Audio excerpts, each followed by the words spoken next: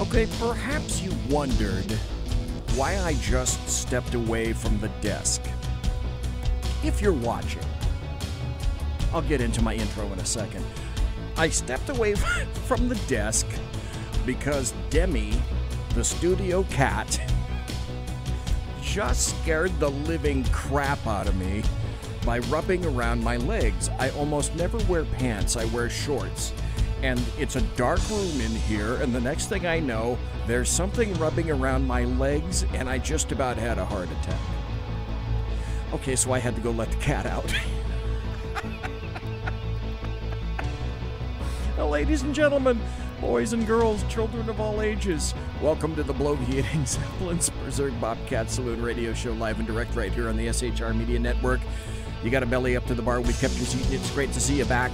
Angel's going to be our bartender tonight. She pours with the best of them, and the lava lamp is in fact lighted back here. Whoa, got a little closer these days, which means you can listen and chat at shrmedia.com. You can watch the show on the SHR Media Facebook page, YouTube channel, and on Periscope under the name of SHR Media Group. We don't water our drinks just like we don't water our conversation, politics, religion, crime, culture, economics, race, sex, science, law. We talk about it all here at the saloon. Nothing is sacred. The speech is free, but the booze is not. All we ask is that you flush the toilet, jiggle the handle, and don't forget to tip your waitress.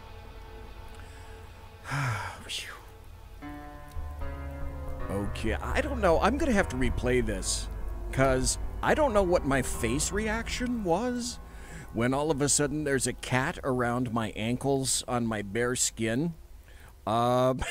I hope I didn't jump too much. Okay, it's also good that I was wearing my Depends as well.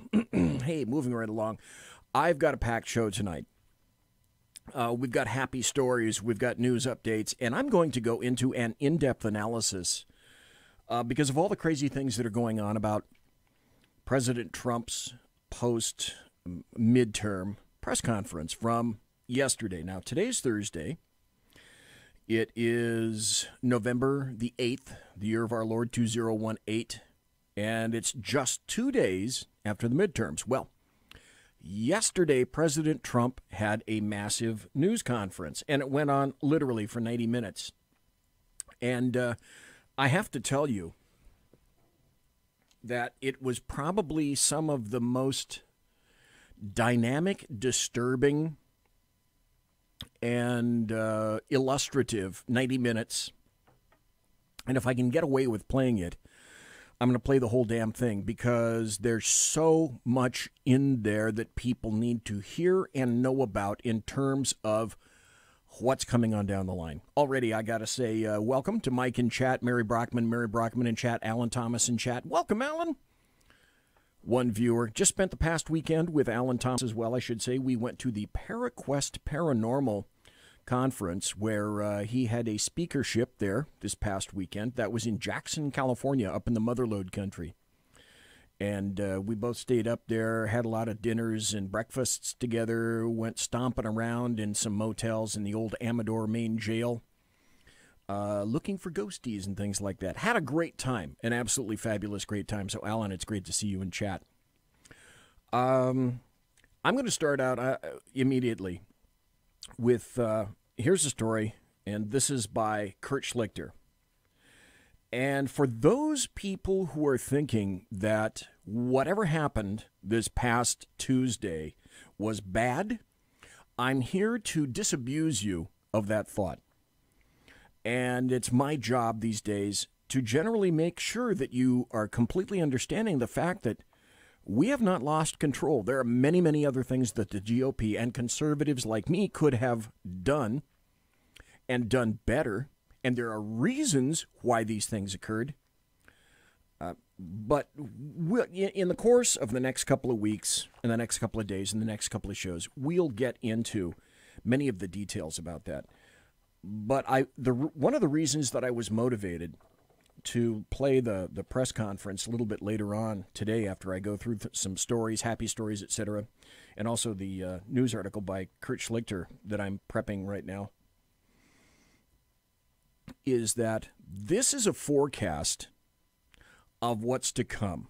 And if anybody thinks that magically, mystically, somehow, bing, and it's gone. But take a breath. All we lost is the house. We didn't need to lose it. And I just hope that we learn from our mistakes. That's going to be the premise and the theme, pretty much, until 2020. And so perhaps immediately up front, people may ask, BZ, what do you think about 2020? Is it out of the way? Because so many people are telling us, nah, done, gone. You know what? It's looking better and better because the Democrats have decided that they're going to take a particular tack, a particular series of maneuvers that I think are going to end up biting them very seriously in the gluteals, or in, when I was in high school, I used to call the aircraft signaling system. Here's an article by Kurt Schlichter. Look for, and this is precisely why I'm reading this article. Look for Democrats to blow their meager success by being jerks, by Kurt Schlichter, yesterday, townhall.com. Well, I guess there wasn't a blue wave or a red wave. Instead, there was kind of a puke green splash. The Democrats took the House by a pretty small margin, beginning at least 2 years of a divided Congress. And they'll almost certainly screw it up because they're dumb, crazy, and bad. Hello. Thank you very much, Kurt. It's annoying to lose anything, especially to a party that is so manifestly unworthy. But the nature of an electorate that is split 50-50 is splitting. Chin up. Remember, we have the other half of Congress and the presidency and the courts, too. Another story I'll be coming to in the not-too-terribly distant future. So our agenda is not totally stalled. If you're going to lose anything, lose the House. It's... I like this, the way he typifies this. It's the Maroon 5 of our government institutions. Always there, but no one really likes it. Or in old rock sayings, I guess you could say it's the Nickelback. Hey, I kind of like Nickelback. Oh boy, am I going to get hate mail for that. We won more seats in the Senate, meaning Cocaine Mitch's expanded cartel is going to be pushing even more conservative judges into our lib-infested courts. It was pretty great. Beto crashed his party's $70 million car into Ted Cruz and skateboarded away from the wreck. Rick Scott scraped out a narrow win and will now have 6 years on the national stage where people around the country will wonder, wasn't he the lead singer for Midnight Oil? Now stop. Now let's go back. The newest story is the fact that apparently there are some problems in Florida, and that's being contested. A veritable horde of Democrat attorneys have descended upon Florida to poke at all the possible holes necessary to Rick Scott. So let's not... At this point, let's not quite say that's absolutely in the bag. And we're rid of Bob Corker and Jeff Flake. Oh, my God. Thank God for small favors. Ahoy, Conservative Incorporated. They're now available to headline your cruises. On the downside, we still have the useless Ben Sass, until a real conservative primaries him, and Utah decided it would be funny to send us Mitt Romney for some reason that remains unclear. Get ready for his binders full of virtue signaling to the very same media that humiliated him in 2012. But in general, the FredoCon contingent is definitely in decline. No, you never win by losing, but there is opportunity for the GOP in this win. When like horrible, creepy, fascist weirdos. Nancy Pelosi's problem is that though she's smart enough to see that everybody hug is the smart play, her insane caucus is likely to demand the horrible, creepy, fascist weirdo option. And I completely believe with that.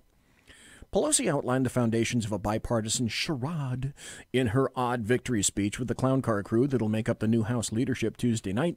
Infrastructure problems, drug price reforms were her top objectives. The thing is, both ideas are shovel-ready for Trump to steal. Hadn't thought about that. After all, Trump was promising an infrastructure plan back during his campaign. It was the GOP that was stalling it, not the Demo-rats. He should push the infrastructure program he always wanted and dare the Democrats to oppose him. If he really wants to be aggressive, he should aim it towards minority communities that the Democrats have traditionally paid attention to right before the elections and then ignored for the next 2 years. He should insist that those communities get a share of the work and the skill training that goes with it, and he should go to them and take credit for it. Polls already show minority approval of Trump is higher than for any other Republican. Time to push that.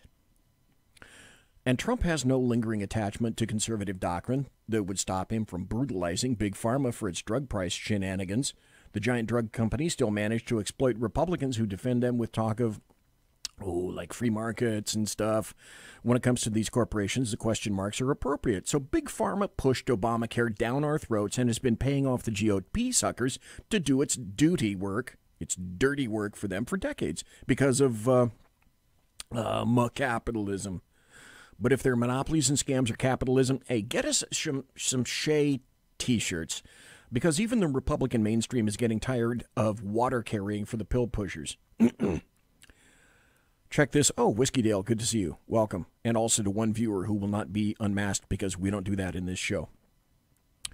This is important. When Hugh Hewitt, a solid guy with his finger on the weak pulse of the establishment, starts railing about their perfidy on his radio show, they are primed to be dumped.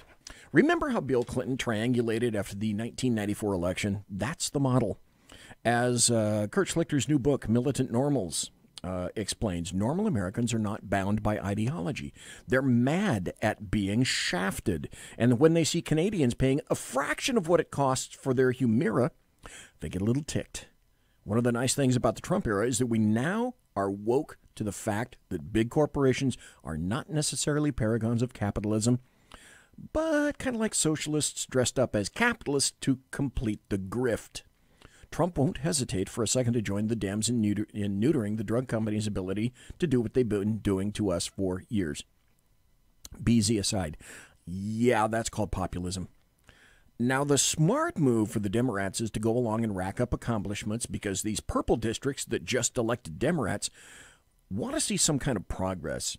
They're not the hardcore commie lefty districts you find on the coasts. These are kind of suburban districts with vast numbers of unsatisfied, neurotic, college-educated women who are scared of Trump and who are probably secretly attracted to his virility. It's weird, and there's no need to explore that further. Regardless, they would happily vote for the usual old-school GOP dork in normal elections. And even though this time they sent a bitter, frustrated message, they are still suckers for politicians who get things done. But the leftist crew from the coastal, urban, kale-munching strongholds are the ones with the seniority and the ones who will guide the Democrat Party over the next 2 years. And they do not want to work together for a brighter tomorrow. No, what they want is #resistance all the time. And they're going to do everything they can to appease their loony base by launching investigations and screaming and yelling. That's not going to help the newbies keep the new House seats in 2020. It's going to be especially funny when all these rookies who promised the suckers back home that they would never vote for that San Francisco liberal monster get strong-armed into casting their very first vote for Mistress Nancy. And if they decide to obstruct and agitate, then Trump can be in opposition to them and run against the do-nothing House in 2020. Nobody is better than Trump when he has an enemy. You've seen that by now. You know that. I'm kind of hoping the Democrats choose the path for jerkiness just for the nicknames he'll bestow in his tweets. And the final line in Kurt Schlichter's newest article. Oh, and please, impeach him over Russia, treason, traitor stuff. Please. Toss the Trump in that briar patch, and he'll be president forever. Okay, that was a great story. Great article by Kurt Schlichter, which is why I read him. And for those of you who are looking to find Kurt, you can check him on your favorite search engine and go to townhall.com. That's where you can find his stuff, townhall.com.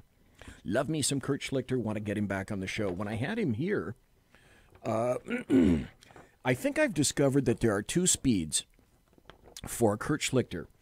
And I'll tell a quick story back when I was in robbery. And I don't think I'm spilling anything because nobody's going to know who I'm talking about.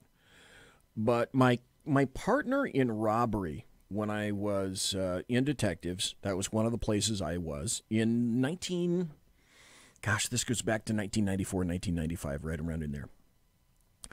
And his name was Dan Minter. Damn great detective. But Dan Minter was kind of like Dan. If you've ever had or experienced an individual like this, you will know exactly what the hell I'm talking about. Have you ever had a space violator? And probably you're thinking to yourself, space violator, what the hell are you talking about? Somebody parking a car? No. A space violator is somebody that talks to you and they get like movie close to you. You ever notice in movies when people are having there's some kind of a long exposition and they're talking to somebody else, they're probably about a foot away from each other, and that's to encompass everybody within the screen, you see. Traveling Cynic, great to see you. Welcome to chat. And so Dan Minter was a space violator of the first order, and anytime that he would talk to you, you felt like his nose was right in your nose. And Dan was just one of those guys. I found myself having to constantly kind of step back from Dan because Dan was like intense. I typified Dan Minter as a ferret on crank. And Dan Minter, like Kurt Schlichter, I think I'm discovering, has two speeds, on and off. Round, high and low, for great stories to bring here to you. And I found another one, relatively short, and I've got a little addendum to it to add, some BZ commentary, if you will. But I bring this to you tonight because this issues forth from the Washington. Well, it used to be democracy dies in darkness, but now they've chiseled that all out, and now what they've got atop their front door is democracy dies in D.C. Just thought I'd tell you that. This article is by a gentleman named Ed Rogers. Keep in mind, this is from the Washington Post. The title, Democrats won the House, but Trump won the election. Okay, now, if I had a producer, which I don't, what you would have heard is Democrats won the House, but Trump won the election. But, of course, I don't have a producer, and that's not what you heard. He starts, while Tuesday night was not a complete win for Republicans, there was no blue wave either. By most measures, they beat the odds of history and nearly everyone's expectations when Democrats were left disappointed at the fantasy of Beto O'Rourke, Andrew Gillum, Stacey Abrams, and other winners kind of fizzling. As you well know, however, some of those are contested. Welcome to Simone in chat. Not one new progressive Democrat was successful bursting onto the scene. It's going to take days to process the meaning of this year's election returns, but the instant analysis is clear. Democrats may have won the House, but Trump won the election. Are you sure? That's from the Washington Post.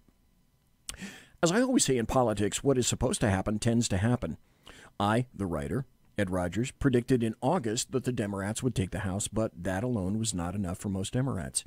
As much as this year's midterms offered an obvious opportunity to rebuke President Trump, little of what the arrogant Democrats and members of the mainstream media expected would happen actually did. So much of what they said turned out to be wrong that it will take a while before the significance becomes clear. And if the 2018 midterms prove anything, it's that Trump was standing strong, while Democrats and their allies who thought Trump would have been affirmatively rejected are in fact the ones who have themselves been denied. Democrats have underperformed in comparison with the historical markers and general expectations of a midterm cycle. The president's party loses 37 seats in the House on average in midterm elections when his approval is below 50%. But Democrats aren't projected to pick up nearly that many seats. No liberal is going to want to admit it, but Trump is an asset to the Republican Party, while President Barack Obama was a disaster for the Democrat Party. He writes, "Let the message be clear. Voters had a chance to repudiate Trump, and they did not." Much of the commentariat has said this year's elections are about who we are as a country and what America's all about. Well, a lot of America seems to be about supporting Trump. The Democrats thought Trump's negatives would be enough to propel them to victory. The 2018 results show it is clear they need a different path if they think they can win in 2020. The midterms largely followed the conventional wisdom of how midterms are supposed to go.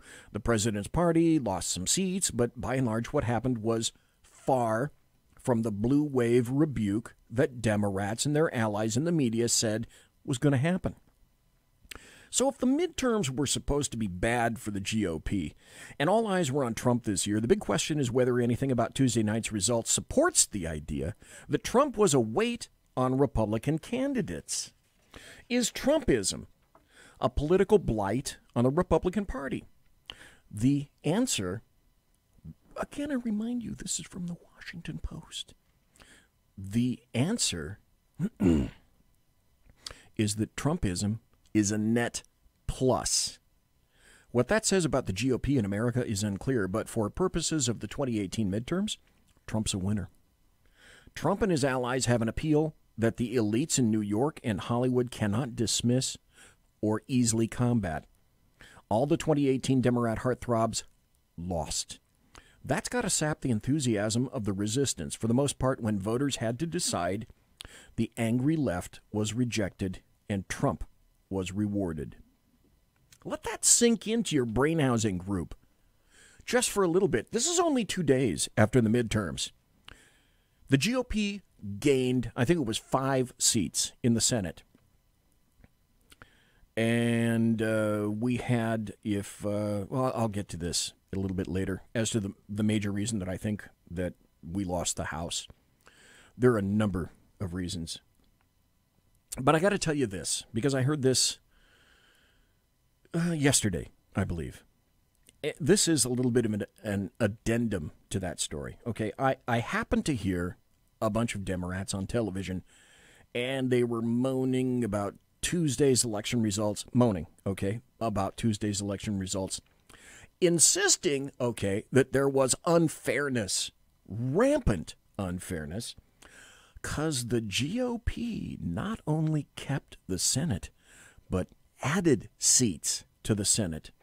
Okay, the rallying cry from The View, of course, just for example, was there was clear gerrymandering of senatorial districts which would account for the GOP's results, right? Doesn't that make sense to you? The statement, not just an implication, but a bold statement that the Republicans cheated to hold the Senate. Well, hold up on that there, car wash. One of the statements, this is astounding.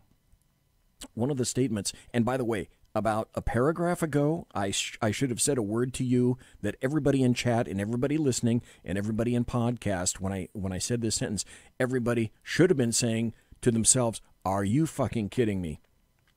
Because this is the point. One of the statements, by the way, I need to put this in here. One of the statements regarding this I observed was that from a guy that was promoted as a noted attorney, okay? So besides being patently false, that statement and statements that are similar to that, because that's not the only one I heard, provide some very serious insight into how brain-glazingly, beggaringly stupid the leftists, Democrats, and the American media maggots truly are. History lesson 101 to these morons, okay? There are 100 senators because there are 50 states.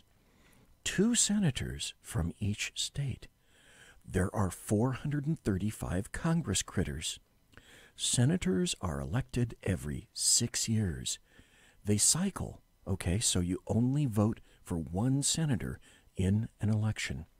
Congress critters in the House are elected every 2 years. It is possible to gerrymander districts in various states. But think about it. It is impossible to gerrymander districts in the Senate because there are no Senate districts to manipulate. There are 2 senators from every state, period, big or small. Vermont has 2. Rhode Island has 2. California has 2. New York has 2. Senators, both senators, represent the state at large, okay? There are no Senate districts. None. Zip. Zero. The null set. And that's how ridiculous these people are. They have no sense of history, no knowledge, and no curiosity. No interest in learning history at all. So this article from the Washington Post, that's why I found that particularly interesting. Now I'm going to play for you first an ad that was removed from almost every form of social media that I can think of. And it involves, one part of this involved the piece of shit named Louis Bracamonte, who was an illegal immigrant, Mexican, who killed one of my deputies named Danny Oliver. And he's in here in this. Now, this has been said to be a racist ad. And I found it, and I copied it, and I kept it, and it's still around, but it's disappearing at light speed. But I'm going to play this for you, and I want you to tell me why it is that you think that this is racist, because there's not one fact or point in here that is untrue. So let's hear this advertisement that is so terribly racist, according to... Ladies and gentlemen of the jury, please step out of the hallway. They're fucking dead. They'll fucking break up soon, and I'll kill more. Democrats let him into our community. See, the only thing that fucking were dead is if I can kill 2. I wish I could kill more of those motherfuckers. I'll kill more cops soon. Democrats let him stay. And here are the riots. And here are the caravanners. He says he wants to apply for pardon for the felony he committed. Attempt of murder. His felony was attempted murder. Who else would Democrats let in? President Donald J. Trump and Republicans are making America safe again. Now, is that a racist ad? I don't think so. Let's reflect just a little bit before I go on, because we're going to get to some happy stories here. The Democrats took the House 217 to 195, and the GOP gained 3 seats, I believe, in the Senate. And both sides are going to claim victory. And both sides kind of had a bit of a semi-victory to claim of sorts. The LDAM, the leftist Democrats and American media maggots, are going to proclaim that the people provided them with a mandate. But I have to ask you, do you really think that that's a mandate? Hold that thought.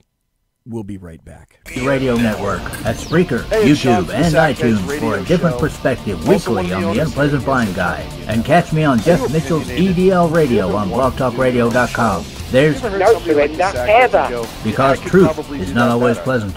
Well, now's your chance. Send me Broadcasting behind enemy lines in occupied California, a mere 2 miles from the state capital, the bloviating Zeppelin's Berserk Bobcat Saloon radio show can be heard every Tuesday and Thursday night at 8 p.m. Pacific and 11 p.m. Eastern, only on the SHR Media Network. Go to shrmedia.com to listen. You can also watch on the SHR Media Facebook page and the SHR Media YouTube channel. No goldfish were abused in the making of this ad. Thursday night at 8 p.m. Conservative Pacific and 11 media p.m. Eastern. done Only on the right. SHR Media Network. Go to shrmedia.com to listen. You can also watch on the SHR Media Facebook page and the SHR Media YouTube channel. No goldfish were abused in the making of this ad. When dirty politicians, shadow governments, and deceptive Islam blind the world with fake stream media smoke, their only fear is one man with a cane. I'm Dave Milner. Join me through shrmedia.com, highplains.talkradio.com, and the Western Free Radio Network at Spreaker, YouTube, and iTunes for a different perspective weekly on the Unpleasant Blind Guy. And catch me on Jeff Mitchell's EDL Radio on blogtalkradio.com. There's No surrender ever. because truth is not always pleasant. Hey guys, it's Sackhead Clint. I'm excited to tell you about a brand new show here on the SHR Media Network.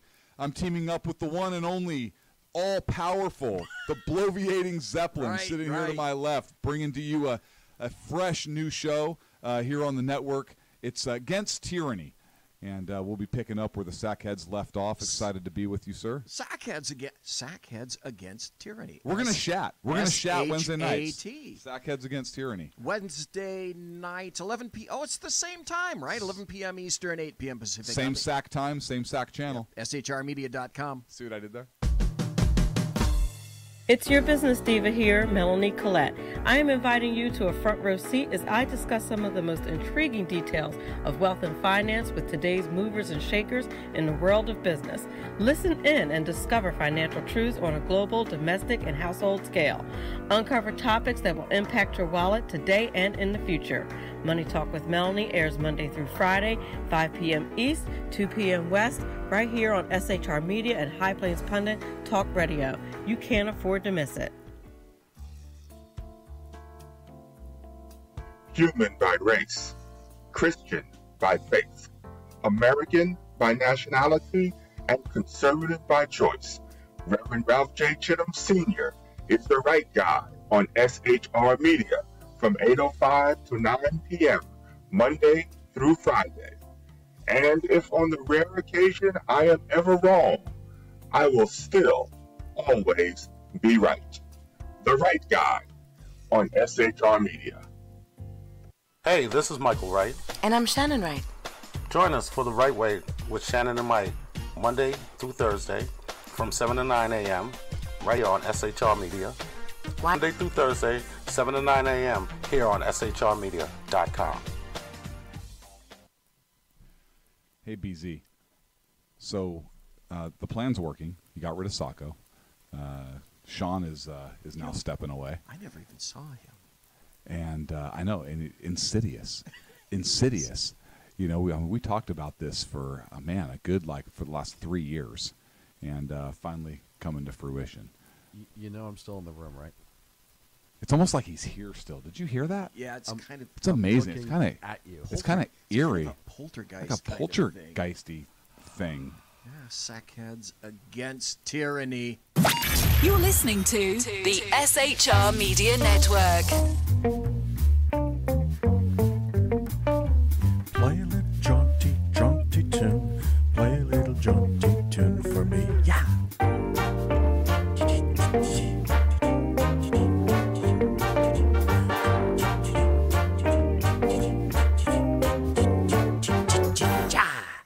Welcome back to the bloviating Zeppelin's Berserk Bobcat Saloon radio show, live and direct from the SHR. I'm sorry, the sumptuous palatial SHR Media Studios, 2 miles from the veritable locus of evil on the entire left coast, the capital sitting, looming, ever evil in Sacramento, Fornicalia, where at night when I go and exit by this door over here to my never quits, it never stops, just because of its very damn nature. So, I was telling you back before when we left that The LDAM, I'm sure, because of this election, are thinking that they've got a mandate right now. And the mandate is going to be to get Trump. You know, impeachment, obstruction, Russia. The theme is not going to change. It's beyond tedious. It's simply mindless. But hell, the Democrats won. It's their game to play. And play it they are going to do. Mark my words. It's this game that is going to be their undoing 2 years from now in 2020. As everybody knows, electorally and politically, it's easy to be the second sled dog barking at the first, okay? But as the first sled dog, the House Dems are going to actually do something, right? So what are they going to do? Correct. Just like Traveling Cynic was saying in Illinois, they're going to raise taxes. They're going to increase in government, and they're going to create more regulations. And by the way, here's another little story. Here's the headline. House Dems already have their list of Trump scandals to investigate. Here it is. The subpoenas are coming. Here comes the flood. With the Democrats having won control of the House of Representatives, President Donald Trump and his crew in the White House and assorted federal agencies can expect to be hit with a wave of investigations and subpoena requests from Capitol Hill. There are dozens of House committees and subcommittees, and each, no doubt, has its own to-do list, so to speak. The House Intelligence Committee, under the chairmanship of Representative Adam Schiff from California, is certainly going to receive aspects of the Trump-Russia probe that House Republicans smothered. The House Foreign Affairs Committee surely is going to consider examining the Trump-Saudi relationship in light of the grisly murder of Jamal Khashoggi, who I don't give one riddly drop of piss about. You can bet the Homeland Security Committee is going to investigate the Trump administration's family separation policy. And the Armed Services Committee is going to examine whether there was any reason for Trump to send about 15,000 to 10,000 troops to the border to deal with a migrant caravan. Invasion. I'm sorry, author. It's an invasion. So, what a lovely, lovely precedent they're setting. I can work with it, okay, because I am likewise done. I'm done with any attempt whatsoever at being conciliatory or invoking compromise or bipartisanship. Isn't it odd that bipartisanship only occurs when the GOP acquiesces to the LDAM? Then and only then is all well, okay? Van Jones says, it's not a blue wave. It's actually a blue war. This is heartbreaking, though. It's heartbreaking. The hope has been that the antibodies would kick in, that this sort of infestation of hatred and division would draw a response from the American people, really in both parties, to say no and no more. That does not seem to be happening tonight. It's not a blue wave, but it's still a blue war. We've got to continue the fight forward. It's a blue war. So remember that. As far as they're concerned, it's a war. Even though they won the House, it's a war. But one very unsettling thing, he's right, there was no blue wave as promised. So, customarily on off years, as I've explained, the opposing party tends to gain a whole bunch of gains in seats. Not this time, despite the Democrats they outraised the GOP in terms of sheer dollars. So a veritable tsunami was promised. Instead, what they got was the flushing of a couple hundred toilets. And therein lies the rub. A few points that I'd like to make before we go to start the happy stories. The House really won't get anywhere, really, absent the Senate. The Dems will crow about various items, and that doddering, Botoxed Skeletor is probably going to be Speaker, but even that's not assured. You got to admit a very important thing. Nancy Pelosi grooming herself back as Speaker of the House once again is nothing if not entertaining.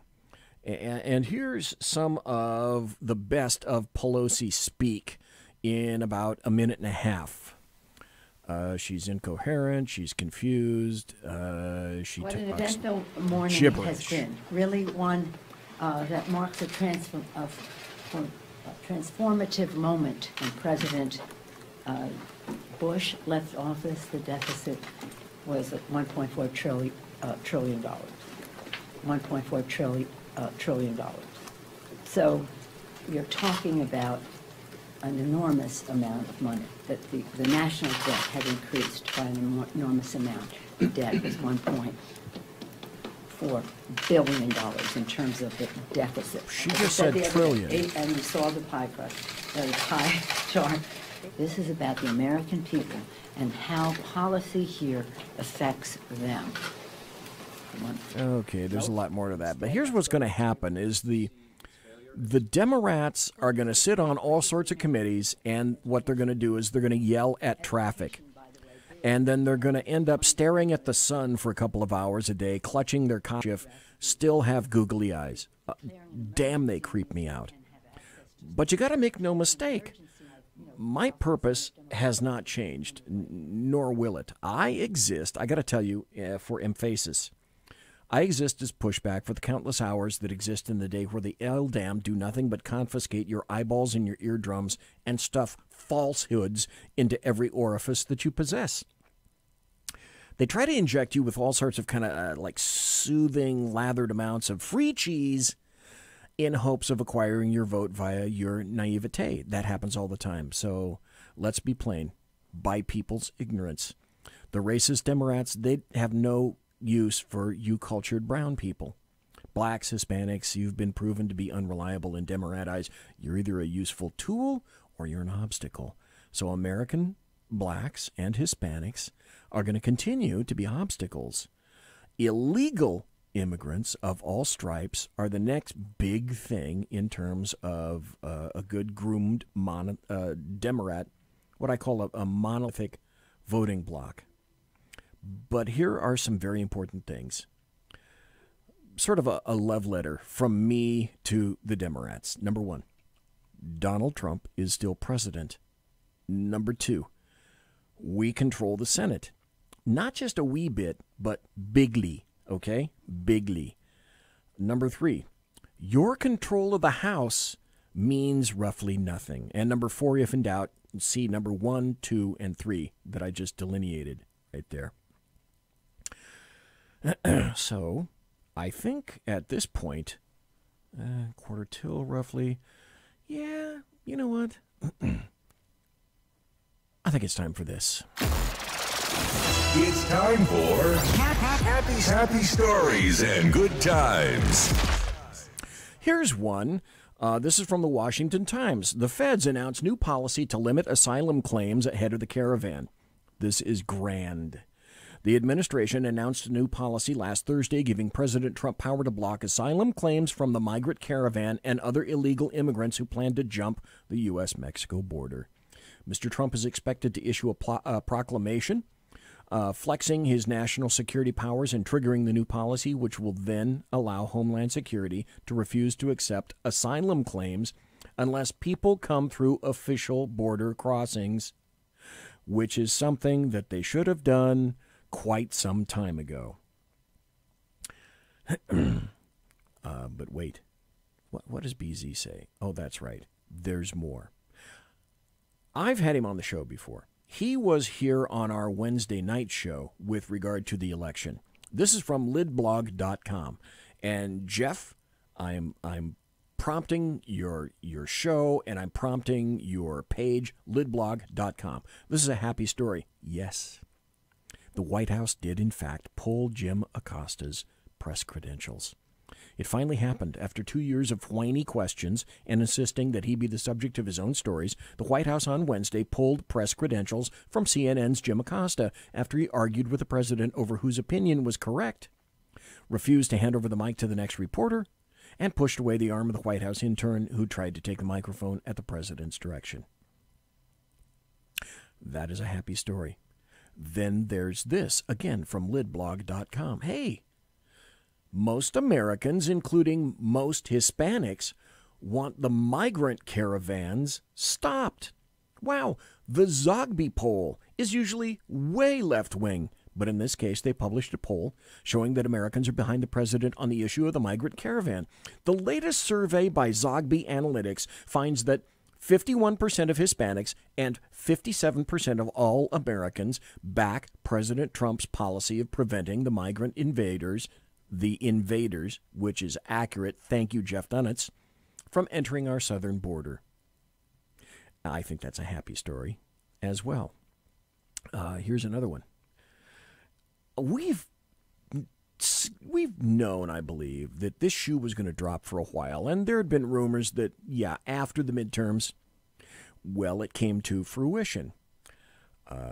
Here's what happened. Jeff Sessions was fired, and as promised, Trump ousted Jeff Sessions. And the story goes like this. Embattled Attorney General Jeff Sessions resigned Wednesday, making good on President Trump's promise that he would be out of office after the midterm elections. Mr. Sessions said he was resigning at Mr. Trump's request. He didn't provide a reason for his resignation letter, but praised the president for their work together. Stop. I'm going to go into this at length probably next week, likely on the Chat Show. And I'm sure everybody here in chat has opinions about Jeff Sessions. My opinion, in a nutshell, is this. Jeff Sessions, I believe, knew he was going to recuse himself from the Russia-Mueller investigation. It's an if-then equation. If he was going to do that, why did he accept the AG position from Trump? And why didn't he tell Trump up front? I see that as an extreme betrayal to President Trump. Because in retrospect, I'm sure he's a good person, but what does that mean? It means nothing. The cat that I just let out, okay, at the beginning of the show, I'm sure Demi is a good person, but I wouldn't put her in charge of the Attorney General's office, for God's sake. So, any thoughts about that in the chat room? I have some thoughts. Now, here's an intriguing bit of information that's been going around the internet. And then, okay, I kind of tried to start that rumor myself. The rumor that I'm hearing / started was that Lindsey Graham may go in as Attorney General. A lot of people are saying Trey Gowdy. And Trey Gowdy, I'm not really sure about him. Trey Gowdy wants to get back into prosecution. I'm not sure that Trey Gowdy wants to get back into such a deep entrenchment like the Attorney General position. But people are saying that Lindsey Graham may go into the AG's office, that's South Carolina, and that to replace Nikki Haley may be installed by that governor. Nikki Haley quit already, resigned, I should say. I don't think personally that she did the president any favors by resigning or announcing her resignation before the midterms, though she's actually not leaving until December.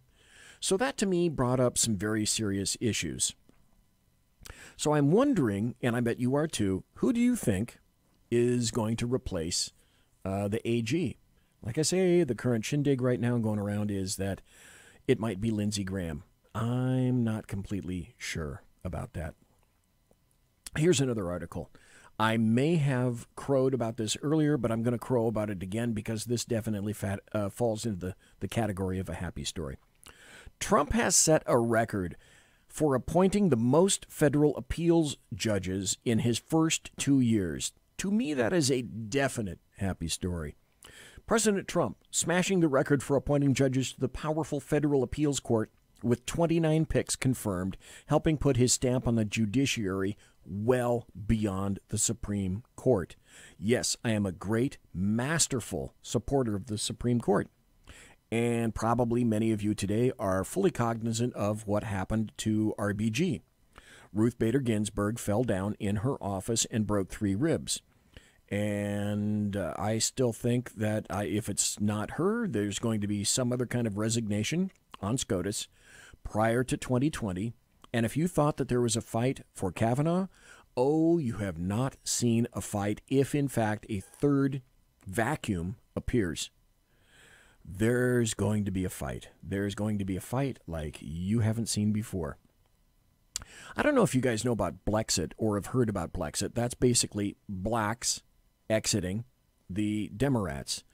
Here's a clip that I've got of a black American who is denouncing basically identity politics, and he's saying that he wants to walk away and did walk away from the Democrat plantation and the party. And I would expect that this guy probably voted I just wish that more people hadn't stayed away. But in any event, I would suspect this guy has a story that you'll want to hear. Hello, everyone. My name is Craig Hill, and I live out here in Texas. And I just want to congratulate all the people who are actually joining up with Blexit. Let me tell you, it was in 2008 that I went out there and I actually stomped for the 44th president. I put in a lot of time, energy, and effort because I believe by having someone who looked like me in the Oval Office that he would represent me. Come to find out, he didn't really represent any of us here in America, regardless of what color your skin was. It seems as though he was more willing to actually help the people in Iran than he was in Indiana. Imagine that. Absolutely. Imagine that.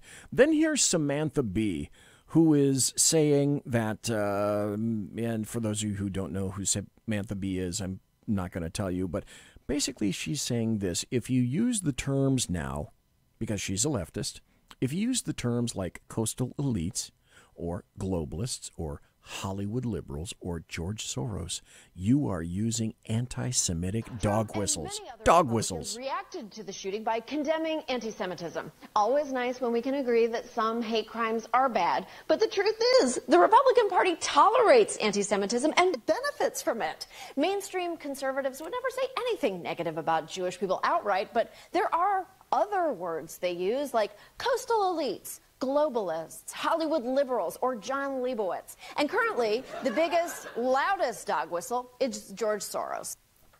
Really? That's funny. Jared Kushner and his wife are both Jews. I guess people just completely forgot about that. Here's another happy story, and that is this. Kirstjen Nielsen has said that the migrant caravans are not getting into the United States. She says, don't come. Homeland Security Chief says migrant caravan is not getting in to the United States.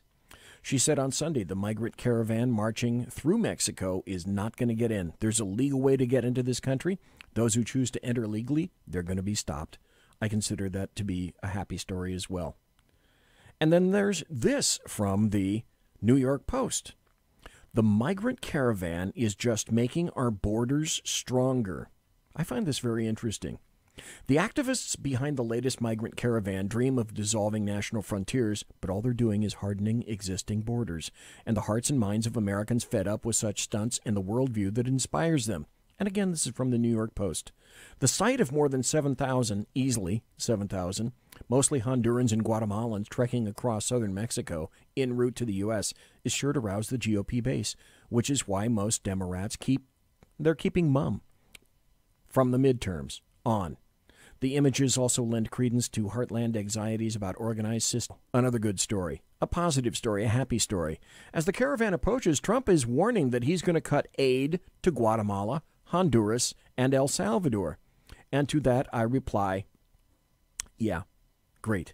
And he's also placed already active troops on the border who are stringing concertina wire, and they're supporting various other groups and the U.S. Border Patrol all along.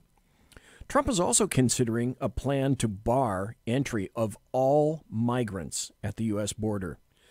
He's considering a sweeping executive order that'll block migrants, including asylum seekers, completely, not just vetting them, but stopping every person from coming into the U.S. at the southern border. And that's in a bid to stop that caravan from coming in as well. This is not necessarily a happy story, but there's one at the tail end of it. Oh, I'm coming up to the top of the hour already. For those not familiar, Cuomo, who got reelected by New York as governor again, Andrew Cuomo is finding new allies in his campaign to try to bankrupt the National Rifle Association. 3 additional states have followed his call to take legal action against the gun rights group's insurance program. And some people say some other states could join. Now, the happy story behind that is, this is from guns.com. Senator introduces bill to warn banks from entering gun policy. New bank legislation aims to curb moves from such institutions as Citigroup and Bank of America when it comes to lending practices focused on those in the gun industry. The No Red and Blue Banks Act, filed earlier as S 3539, would bar the General Services Administration from awarding contracts to banks that avoid doing business with companies engaged in lawful commerce based on social policy decisions. The proposal, according to U.S. sponsor Senator John Kennedy of Louisiana, is needed to rein in what the lawmaker contends are policies infringing upon the Second Amendment rights of businesses. Then there was this.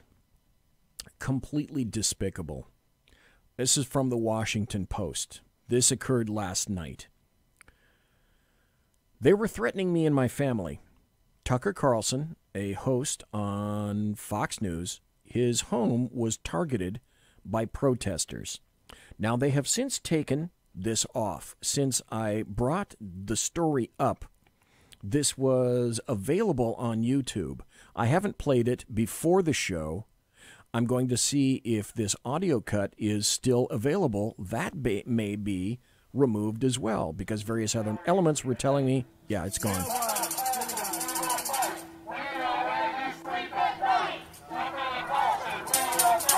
We know where you sleep at night. This is outside Tucker Carlson's house. His house. Restate, the caravan is in fact heavily male and highly dangerous. According to Border Control, at least one member of the caravan has already admitted to being a member of MS-13. So because these are his stories, these people have decided that they're going to find his house, take pictures of his house, put his address on a placard, take pictures, and send it out into social media. They think that's a great idea. What happened is I called my wife, Carlson told the Washington Post in a phone interview. She'd been in the kitchen alone getting ready to go to dinner, and she heard pounding on the front door and screaming. Somebody started throwing themselves against the front door and actually cracked the front door. His wife, thinking it was a home invasion, locked herself in the pantry and called 911. Tucker Carlson said, the couple have 4 children, though, but luckily none of them were home at the time. It wasn't an invasion. It was a protest. So there's social media posts about this.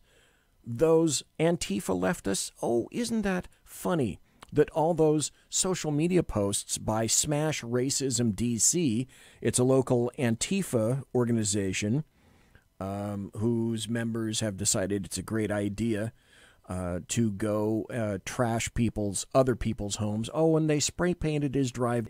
So this is the standard thing now done with regard to leftists. Coming up next, we're going to have a detailed analysis, and guaranteed there are going to be some things in the Trump press conference from Wednesday, guaranteed, that you have not heard. Folks, you're listening to the Bloviating Zeppelin live and direct right here on the SHR Media Network, shrmedia.com. Go nowhere. My goal is never to put you on the spot, but I got to ask you the question that people would stop and ask you in an airport, and that is, where do you see this? Media Network. Hey, it's Sean from the Sackheads Radio Show, also one of the owners here at the SHR Media Network. Are you opinionated? Have you ever wanted to do your own show? Have you ever heard somebody... shrmedia.com, be there. Hey, this is Michael Wright. And I'm Shannon Wright. Join us for The Right Way with Sackheads Radio. Conservative media done right. You're listening to the SHR Media Network.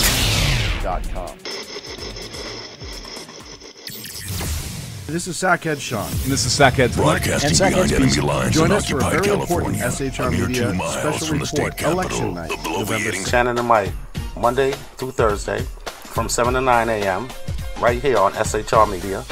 Why are they joining us? For fun things like sports, politics. Oh, maybe some news and entertainment? And all kinds of other things. Money and recipes and events, all kinds of stuff. Yeah, so join us Monday through Thursday, 7 to 9 a.m. here on shrmedia.com.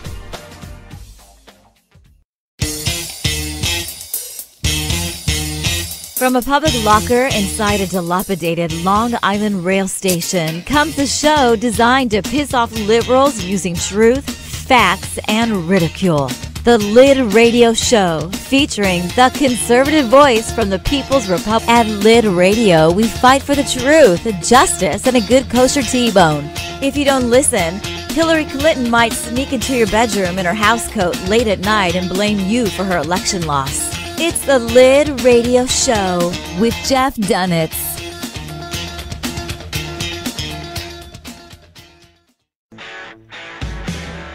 Hey girls, Carry Girl Gear is here. More and more women every day are concealed carrying, participating in competitive shooting, and getting firearms training. It's not a boys' club anymore, and we don't have to shop in their stores anymore either. Finally, a cool and unique clothing line just for women. Dope tees and hats for the patriotic concealed carry and 2A girl. So what are you waiting for? Go check out carrygirlgear.com today. It's your business diva here, Melanie Collette. I am inviting you to a front row seat as I discuss some of the most intriguing details of wealth and finance with today's movers and shakers in the world of business. Listen in and discover financial truths on a global, domestic, and household scale. Uncover topics that will impact your wallet today and in the future. Money Talk with Melanie airs Monday through Friday, 5 p.m. East, 2 p.m. West, right here on SHR Media and High Plains Pundit Talk Radio. You can't afford to miss it.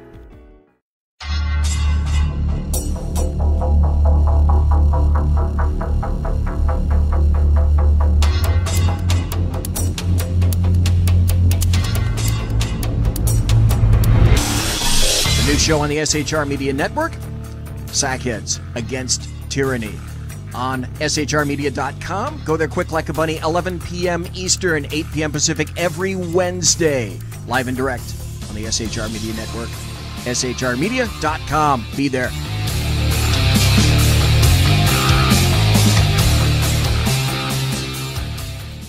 When dirty politicians, shadow governments, and deceptive Islam blind the world with fake stream media smoke, their only fear is one man with a cane. I'm Dave Milner. Join me through shrmedia.com, highplainstalkradio.com, and the Western Free Radio Network at Spreaker, YouTube, and iTunes for a different... Insidious. You know, we talked about this for, for the last 3 years, and finally coming to fruition. You know I'm still in the room, right? It's almost like he's here still. Did you hear that? Yeah, it's kind of... It's amazing. It's kind of at you. It's kind of eerie. Kind of a poltergeist. Like a poltergeisty thing. Yeah, Sackheads Against Tyranny. You're listening to the SHR Media Network. We are entering the second hour. You're listening to the Bloviating Zeppelins Berserk Bobcat Saloon Radio Show, live and direct from the SHR Media sumptuous and palatial studios, where Demi the studio cat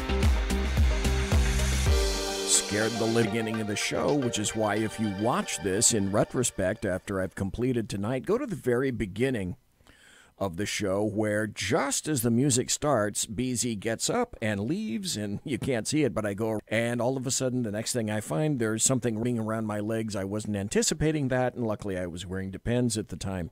I told you that I was going to play for you the president's listening to the President of the United States. That this will tell you all you need to know about the leftists, the Democrats, and he talks about the election, the midterms.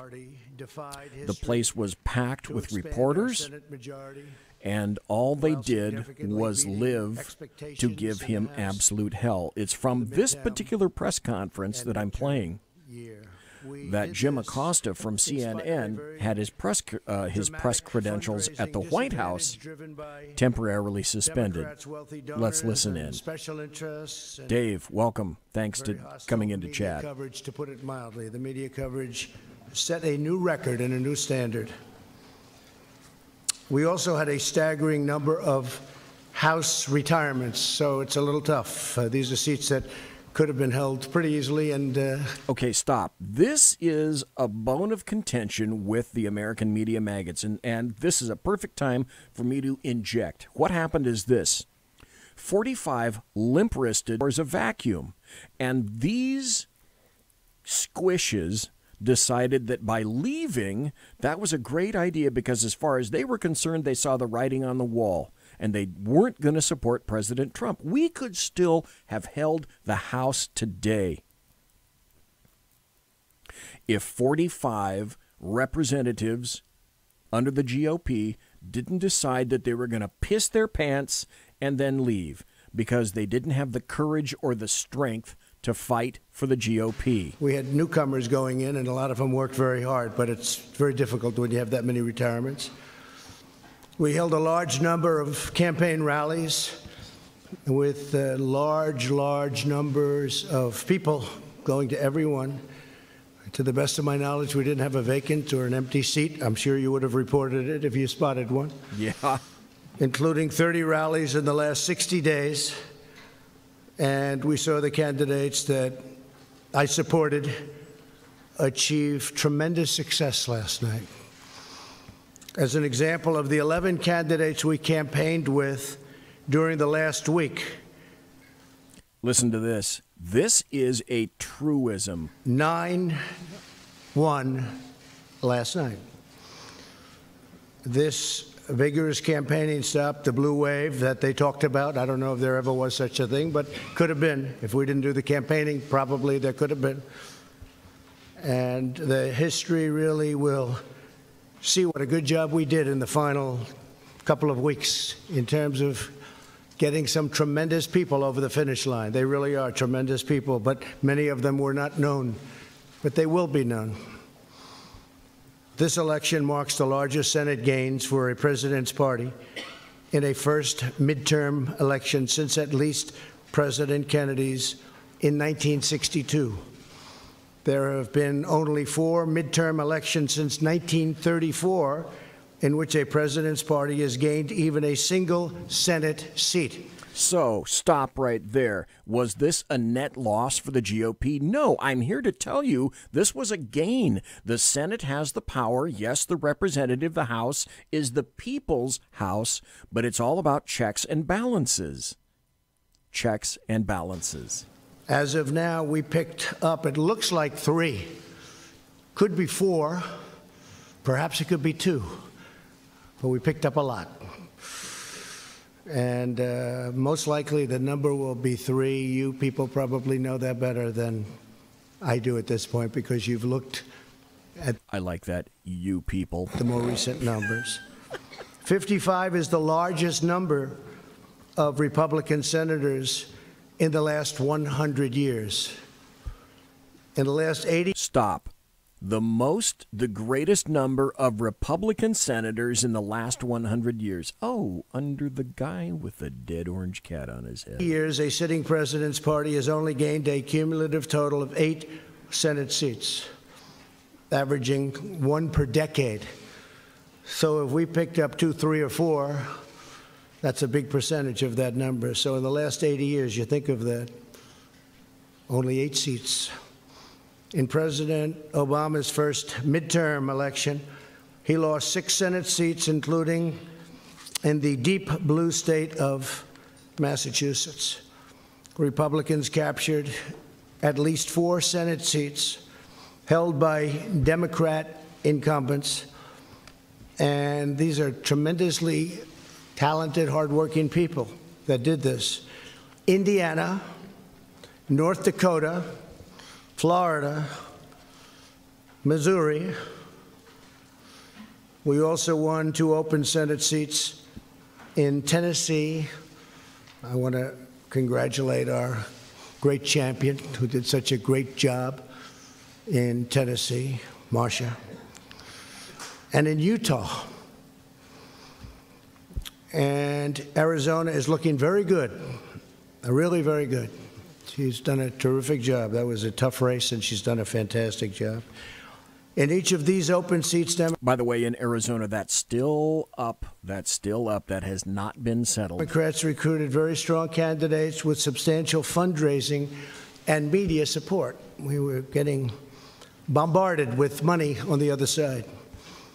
The Democrats outraised the Republicans significantly. House Republicans dramatically outperformed historical precedents and overcame a historic number of retirements, the most House Republican retirements in 88 years.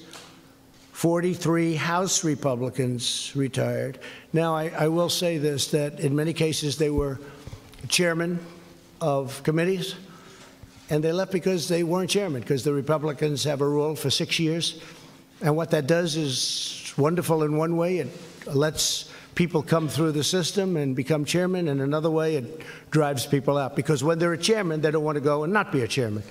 You're the chairman of a committee, and you're a big deal. And all of a sudden, you're not doing that anymore. So they leave. We had a lot. See, politicians hate that because that's the truth. He's speaking the truth, and you can't say that, not in D.C. A lot of them leave. It's, I guess you can flip a coin as to which system is better. The Democrats do the other. Some of their folks have been on those committees for a long time as chairman. In 2010, President Obama's first midterm, he lost 63 seats. By contrast, as of the most current count, looks like around 27 House seats or something, and we'll figure that out pretty soon. We also had a slew of historic wins in the governor's races. The governor's races were incredible, against very well-funded, talented, and skilled Democrat candidates and people that worked very, very hard, respectfully, for those candidates. Tell you what, let's cut to the chase here for a second, okay? Let's get right into some of the questioning. Put partisanship aside and keep the American economic miracle going strong. It is a miracle. We're doing so well, and I've said it at a lot of rallies. Some of you have probably heard it so much you don't want to hear it again, but when people come to my office, presidents, prime ministers, they all congratulate me almost the first thing on what we've done economically, because it is really amazing. And our steel industry is back. Agreed. Our aluminum industry is starting to do really well. And as I've said before, these are all industries that Barack Hussein Obama, swore were never coming back. Hashtag bullshit alert. There are industries that were dead. Our miners are working again. We must all work together to protect our military. We have to do that. To support our law enforcement, secure our borders, and advance really great policy, including environmental policy. We want crystal clean water. We want beautiful, perfect air. Air and water has to be perfect. At the same time, we don't want to put ourselves at a disadvantage to other countries who are very competitive with us, and we want to be totally competitive, and we are. And right now we have just about the cleanest air, the cleanest water we've ever had, and it's always going to be that way. We insist on it. So environmental is very important to me. And with that, I'll take a few questions if you'd like. Whoa. I didn't know what happened. All right, go ahead, John. That was a lot of hand shooting up so quickly. There's a lot to talk about. Mr. President. Okay, now let me tell you what happens in this, because it's important that you understand. There's an intern who is a young female working this room whose job it is to provide the microphone to the people, to the reporters who want to ask the questions. Remember that. This becomes important later on. President, you talked at length just now about bipartisanship. The presumed Speaker of the House, Nancy Pelosi, talked about it last night. I'm sure that's encouraging for the American people. But do you really believe, given what the relationship has been like between this White House and the Democratic Party, that that will happen?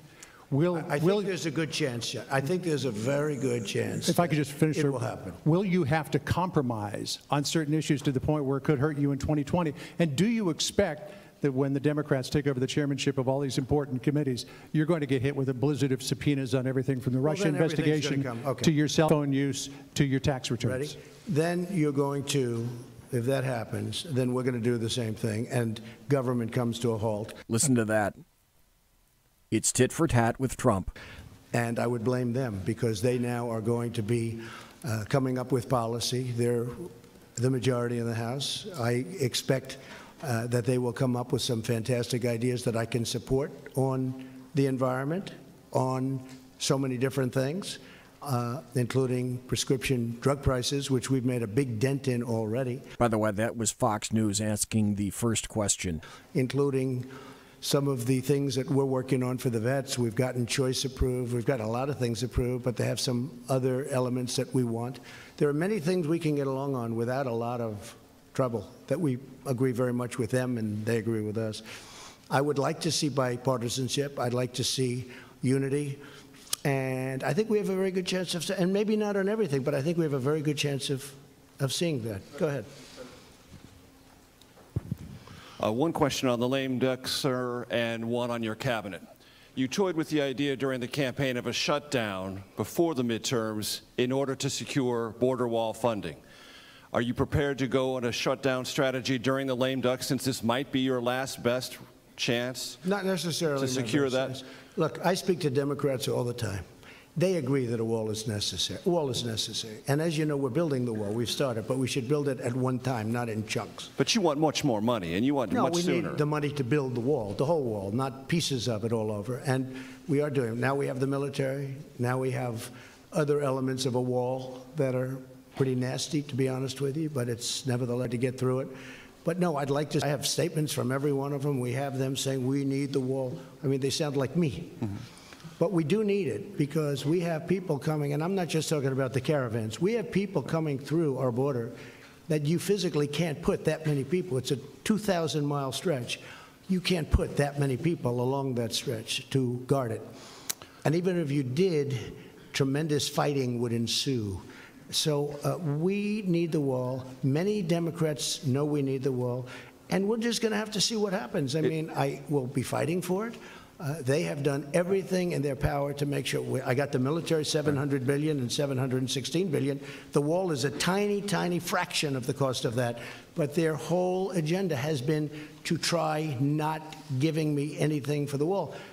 I really believe politically they're hurting themselves. I actually think politically that's a good thing for me, but I want to get the wall up because we need it. So no shutdown scenario? I don't know. I can't tell you that. No, I can't commit to that, but it's possible. And can you give us clarity, sir, on your thinking currently, now after the midterms, about your Attorney General and your Deputy Attorney General? Do they have long-term job security? I'd rather answer that at a little bit different time. We're looking at a lot of different things, including cabinet. I'm very happy with most of my cabinet. We're looking at different people for different positions. You know, it's very common after the midterms. I didn't want to do anything before the midterms.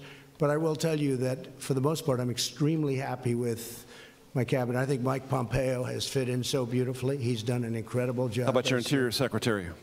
We're looking at that, and I do want to study whatever is being said. Is he in jeopardy? I think he's doing an excellent job. But we will take a look at that in a very strong, and we'll probably have an idea about that in about a week. Thank you, Mr. President. Okay, thank you. Wow, this is... Go ahead, John. He gave me a fair interview the other day, so I might as well ask him a question. All right, thank you, Mr. President. And picking up there, you told me the other day that you are an open book, so... I think I am an open book. So, point blank, Democrats go after your tax returns. Will you try to block that, or will you allow them to have them? Well, look, as I've told you, they're under audit. They have been for a long time. They're extremely complex. People wouldn't understand them. They're done by among the biggest and best law firms in the country. Same thing with the firm from the standpoint of, which is in the offices. And when people went and saw that filing and they saw the magnitude of it, they were very disappointed. And they saw the, the detail. You'd get far more from that. And I guess we filed that now 3 times. But you get far more from that than you could ever get from a tax return. But when you're under audit, and I'm on a very continuous audit because there are so many companies, and it is a very big company, far bigger than you would even understand. Mm-hmm. But it's a great company, but it's big, and it's complex, and it's probably feet high. It's a very complex instrument, and I think that people wouldn't understand it. But if I were finished with the audit, not always, but when you're under audit, you don't subject it to that. You get it done, and then you release it. So when that happens, if that happens, I would certainly have an open mind to it. So that means if the audit is still on, you will not turn over the tax returns, or you'll fight to block it? When it's under audit, no, nobody would. Nobody turns over a return when it's under audit, okay? Thank you. Thank you. Yeah, go ahead, please. One, I was tempted to ask you why you like Oprah so much, but I think I'll go on to the question that... why do I like Oprah? What kind of a question is that? Yeah, just asking, just curious. But the real question... He's a comedian here. The real question I do like Oprah, by the way. I do. She was a person I knew well, came to my place in Palm Beach often, and I have a lot of respect for her. Unfortunately, she didn't do the trick. The real question is, you just sat up here and said that from this podium that are you offering an my way or highway scenario to the Democrats? You're saying that if they start investigating you, see, that's not what he said at all. You can play that game and investigate them. That's not what he said at all. And I think I know more than they know. Can you compartmentalize that and still continue to work with them for the benefit of the rest of the country, or are all bets off? No. If they do that, then it's just all it is a warlike posture. And so then, wait a minute, then the follow-up. You heard my answer. Go ahead. Well, since it's Jim, I'll let it go. Okay. Thank you, Mr. President. I wanted to challenge you on... Stand by. It's Jim Acosta. Listen and watch. One of the statements that you made in the tail end of the campaign in the midterms. Here we go. If you don't mind, Mr. President, that this caravan was an invasion. As you know, Mr. President, I consider it to be an invasion. As you know, Mr. President, the caravan was not an invasion. It's a group of migrants moving up from Central... Okay, do you understand what he's doing? The point of this is an opportunity for Jim Acosta to get on a platform and do nothing but proffer exposition. As the attorneys would say in a courtroom, where's your question? Is there a question buried in there? Ask your question like a regular journalist and be quiet and pass the mic. That doesn't happen because, as we all know, it's all about, just like it's all about Barack Hussein Obama, it's all about Jim Acosta. America towards the border with the U.S. Thank you for telling me that. I appreciate it. Why did you characterize it as such? Because I consider it an invasion. You and I have a difference of opinion. But do you think that you demonized immigrants in this election to try to keep... I want them to come into the country, but they have to come in legally. You know, they have to come in, Jim, through a process. I want it to be a process. Jim, they're not immigrants yet. They're migrants, but they're not here. Once they try to enter and they're at the border, it's different. And I want people to come in, and we need the people. Wait. You know why we need the people, don't you? Because we have hundreds of companies moving in. We need the people. But your campaign had an ad showing migrants climbing over walls and so on. That's true. But they weren't actors. They're not going to. This was an action. Okay, now stop. Here's what you need to know. As this tete-a-tete is going back and forth, there are tons of reporters in the background who are sticking their hands up. They're starting to talk a little bit. Now, Jim Acosta, even at this point, has had much more time speaking to the president than anybody else has. The room is packed with reporters who all would like to be able to ask their own questions. And so he continues. He will not relent. That is to say, Jim Acosta, because, again, it's all about him. It happened a few days ago.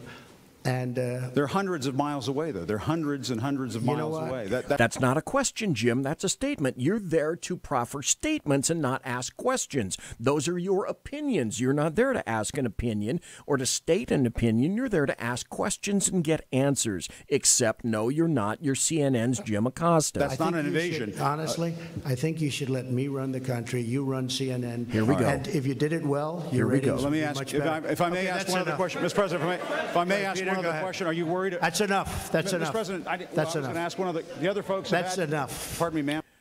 The intern starts to grab the microphone, and he holds onto it and pulls it away from the intern because as far as Jim Acosta is concerned, he's not done, and he's Jim Acosta. Mr. President, that's enough. Mr. President, I had one... By the way, he holds onto it and pulls it back from the intern. The intern, this little young lady there in a dress, stops, drops it, and gets back down, so she's out of the camera view. Another question, if I may ask, on the Russian... Jim Acosta, by the way, later says that he's assaulted by this young woman. Are you fucking kidding me? Investigation. Are you concerned that you may have... I'm not concerned about anything with the Russian investigation because it's a hoax. That's enough. Put down the mic. Mr. President, are you worried about indictments? This is a directive by the President of the United States. Now... it's time to do what the president suggests, but no. Indictments coming down in this investigation. Mr. President. I'll tell you what, CNN should be ashamed of itself having you working for them. You are a rude, terrible person. You shouldn't be working for CNN. Go ahead. I think that's unfair. You're a very rude person. The way you treat Sarah Huckabee is horrible. And the way you treat other people are horrible. You shouldn't treat people that way. Go ahead. Go ahead, Peter. Go ahead. In Jim's defense, I've traveled with him and watched him. He's a diligent reporter who busts his Well, I'm butt not a like big the rest fan of us. yours either, so I understand. to be honest. So let me ask you a question if I can. You repeatedly said... You are the best. Mr. President, That's you repeatedly... great. Over the course of the... Just sit down, please. Well, when you report fake news, no. Okay, by the way, this is Jim Acosta back at the people. Go ahead. Mr. President, over Democrats would unleash a wave of violent crime that endangers families everywhere. Why are you Because they're pitting very weak on Americans? crime. Why are Excuse you me. pitting Americans Peter. against one another, sir? Peter, what are you trying to be him? No, I'm Peter, just let me asking the question. Let me just Peter, are you trying to be him, meaning Jim Acosta? tell you. Very simple. Because they're very weak on crime. Because they have often suggested, members and people within the Democrat Party at a high level have suggested getting rid of ICE, getting rid of law enforcement. That's not going to happen, okay? We want to be strong on the borders. We want to be strong on law enforcement, and I want to cherish ICE because... Okay, let me tell you right now, it's the bottom of the hour. It's 9:30. It's 12:30 on the East Coast. I'm not taking a break. We're continuing. This is too good to pass up. ICE does a fantastic job. What they do for us is so it's so unrecognized how good a job they do.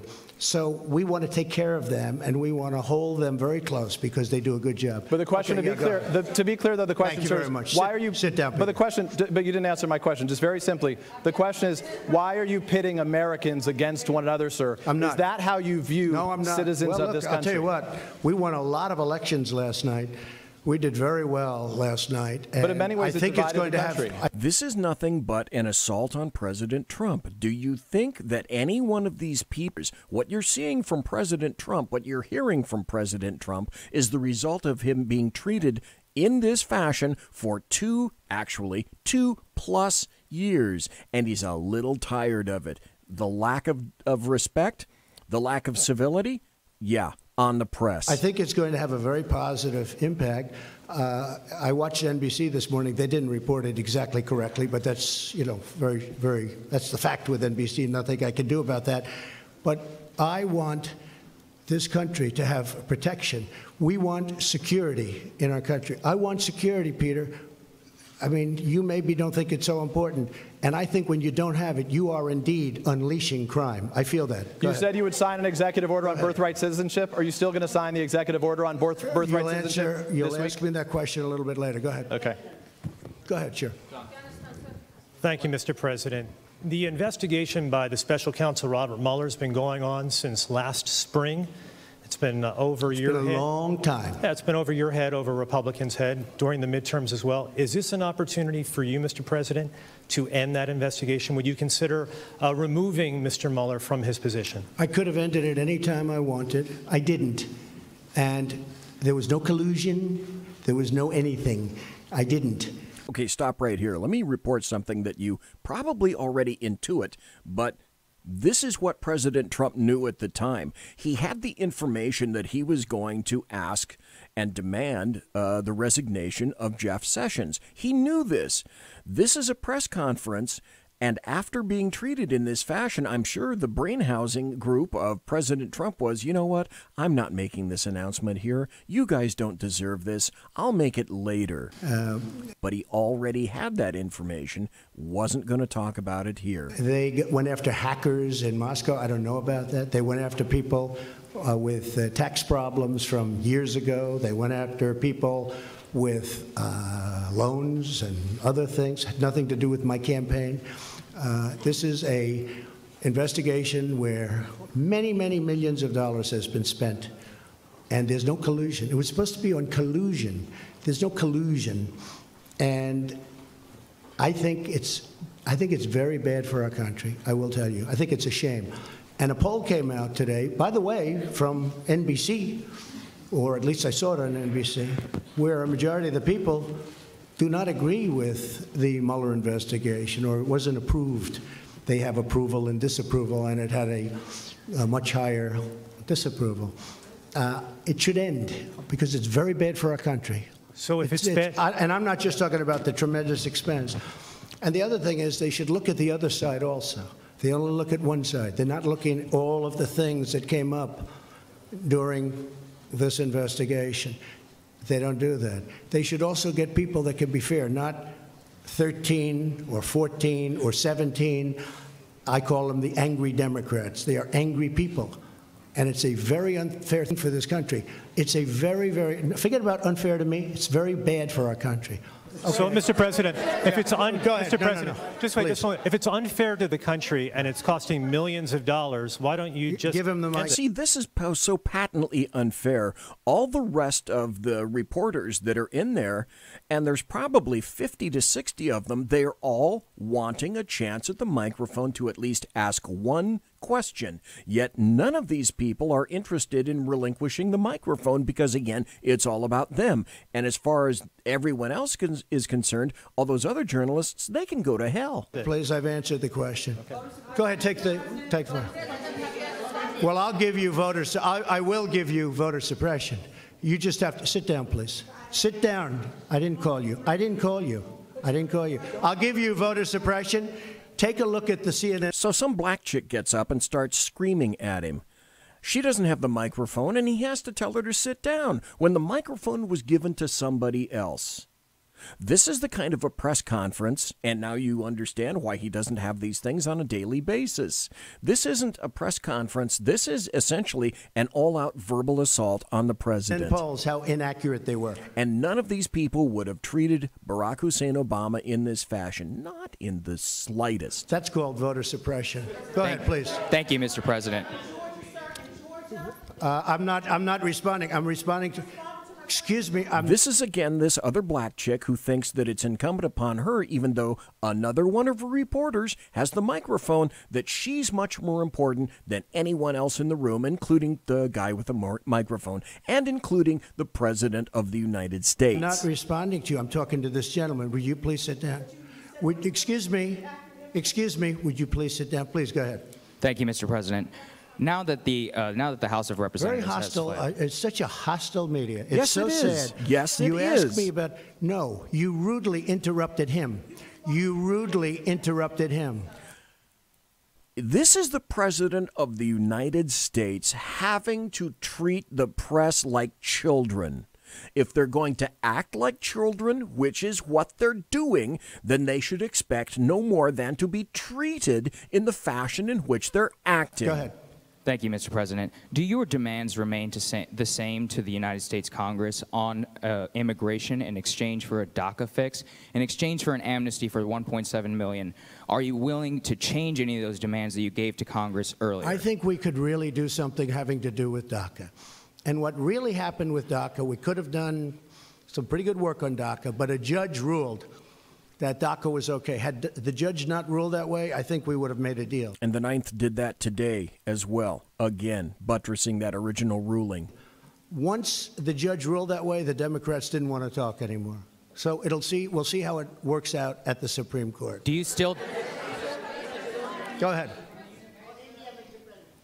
See, this guy asks one question. There are tons of other reporters waiting to ask their questions. He relinquishes the mic. That's reasonable. From where? Yeah, go ahead. Go ahead. Which group? Where do you want me to take the question from? Yeah. Go ahead, ma'am. Go ahead. Take the. Oh, either one. Or both. Are you together? Go ahead. We're not together. Mr. President, how do you respond to critics who say that your message on the I don't know if you heard, the international press wanted to ask questions now. Campaign towards minorities have been polarizing. I don't think it has been at all. But is the election of two Muslim women, one of them is veiled to the House, which is making history. Is this a rebuke of this message, do you think? What you're saying. What? But is it a rebuke of... You look at the... Okay, so this is a question promoting Muslims. Plain and simple. Employment and unemployment numbers for African Americans, for Asian Americans, for Hispanic Americans, they're at a historic high. A poll came out recently where my numbers with Hispanics and with African Americans are the highest, the best they've ever been. That took place 2 or 3 days ago, the poll. I have the best numbers with African American and Hispanic American that I've ever had. And that's true. I just told you at the beginning of the show about those very same things. Before. Then you saw the same poll. So I can't say that. I can say this. You look at median income, you look at all of the employment and unemployment numbers, they're doing the best they've ever done. And it reflects, it really is very reflective in the polls. Yes, go ahead. By the way, people that are in touch with this sort of thing, as with Dave and myself and other persons as well, Michigan is rolling downhill rather rapidly. Mr. President, I'm from Brooklyn. Oh, speaking of which, Muslim Keith Ellison, wife beater, parenthesis. The people decided that they were going to elect him, despite all of that, as Attorney General. Yay, Ellison. So you'll understand me. I understand you very well. My question is on health care. How is it possible to keep premiums down and cover pre-existing conditions without the individual mandate to fund it? Well, first of all, what we're doing, and if you look at the Department of Labor also. Okay, there you go. A reasonable question. The guy relinquishes the mic. This is the way things should go. Secretary Azar, what they've done, they've come up with some incredible health care plans, which is causing great competition and driving the prices right down. But we are getting rid of the individual mandate because it was very unfair to a lot of people. But at the same time, we're covering the people that need it. But the individual mandate was a disaster because people that couldn't necessarily afford it were having to pay for the privilege of not having to pay for health care, and it was bad health care at that. So we are working many plans for health care. We're creating tremendous competition. We had Obamacare repealed and replaced. Unfortunately, one person changed his mind at the last moment, and we had no Democrat support. I have to say that. We didn't have one vote. We would have repealed it, replaced it. We would have had a large-scale, very good health care plan. Now we're doing it a different way. We're doing it a different way. But getting rid of the individual mandate is a very, very popular thing and a very important thing, and people very much appreciate it. Go ahead. No, that's enough. Go ahead, please. Thank you, sir. Two questions. One, I know you went through the results, and you obviously studied them late last night. What lesson did you learn most from looking at those results? Was there one thing that, as you kind of reviewed them, that you'll change your strategy, not just for Congress, but kind of going forward? And then just a follow-up question. Well, I think the results that I've learned and maybe confirmed, I think people like me. I think people like the job I'm doing, frankly. Because if you look at every place I went to do a rally, I couldn't do it. That's actually true. That's actually true. His poll numbers are better at this point in his presidency than Obama's in his presidency. With everybody. And it was very hard to do it with people in Congress because there's just too many. There would be too many stops. But I did it with the Senate. I did it with Andy Barr, as you know. And he won. He won a very tough race against McGrath. I was a very, very tough race in Kentucky. And he was down quite a bit. And I went there, and we had a tremendous, very successful, some of you were at that rally. And he won that race. But I could only do that so much because there are just so many players involved. But I did focus on the Senate. And we had tremendous success with the Senate, really tremendous. Can I ask you one more question? Sorry, Mr. President, one more question, if you don't mind. I'm so sorry, sir. It's a rare opportunity. A lot of people are going to be rushing to Iowa, rushing to New Hampshire. You know that the Democrats are already looking ahead to 2020. Do you want to lock down your ticket right now, sir? Will the vice president be your running mate in 2020? Well, I haven't asked him, but I hope so. Where are you? Mike, will you be my running mate? Stand up, Mike, please. Raise your right hand. No, I'm only kidding. Will you? Thank you. Okay, good. The answer is yes. Okay. Thank you, sir. That was unexpected, but I feel very fine. Yeah, please. Thank you, Mr. President. Going back to the Russia investigation and the potential investigations from the now Democratic majority in Congress. Okay, so did you notice that we're not having anything positive? We're not talking about anything positive. We're not bringing up anything positive. We're not talking about the economy. We're not talking about jobs coming back. We're not talking about the least amount of unemployment in American Black and Hispanic history. No, it's all... See how they've gone back to Russia and Trump, where there is nothing, but they want to make something because they're not getting it yet. Some say that you could stop all this by declassifying. I could fire everybody right now, but I don't want to stop it because politically I don't like stopping it. Yeah. It's a disgrace. It should have never been started because there was no crime. Everybody has conflicts. They all have conflicts over there that are beyond I've said this before, and I'll say it again. 2 Hells Angels or 2 cops can keep a secret if one of them is dead. If Mueller had crap on Trump, you would have heard about it months, literally months ago. That crap can't be contained. And if it were out, it would be heralded from the halls for months and months and weeks.